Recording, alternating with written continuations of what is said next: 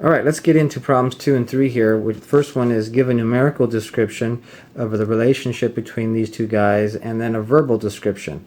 Well, a numerical description comes in two flavors. One is a table of values, which I've created a table here, or a set of ordered pairs. So I'll ask you to do either one. Let's just do the table of values, and hopefully you remember that this first row in a horizontal format always is the placeholder for the input variable. So we're going to say A, that's the number of Americano drinks, and this second guy is the remaining balance.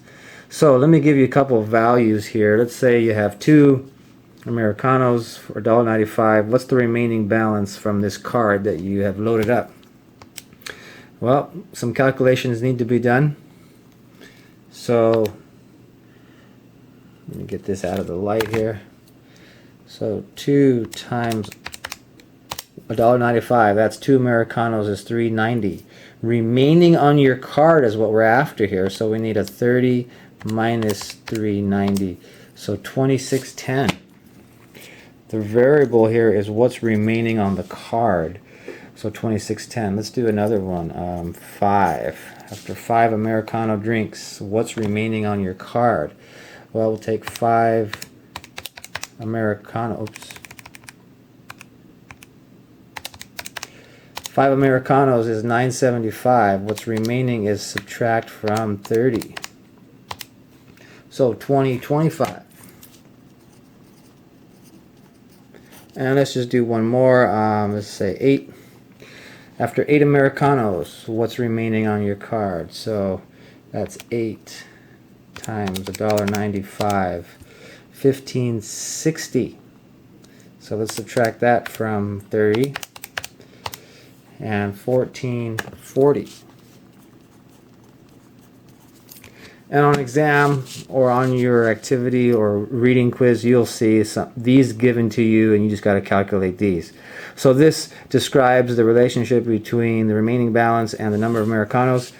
Numerically, let's do a verbal description. So a complete sentence that describes how to calculate these values as they relate to these values. So in general, so the way you should always start off a verbal rule is whatever this variable is, how is it calculated by? So the number of Americanos, I'm sorry, the remaining balance,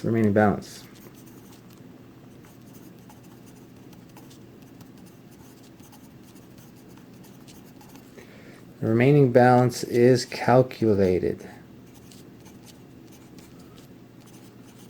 by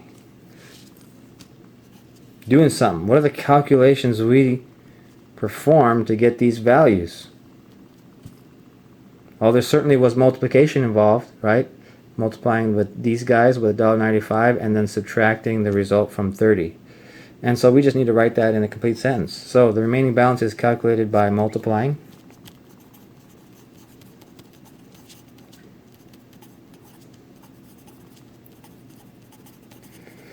the number of Americanos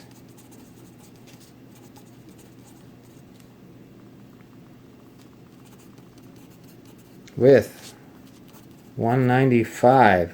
And then what do we do? Well, we subtracted the result from 30. In each of these calculations over here, we took our result and subtracted it from 30. So multiplying by the number of Americanos with $1.95 or 1.95, and then subtracting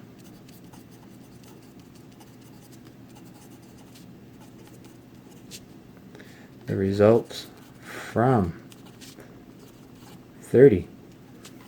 So that's it. That is a verbal description.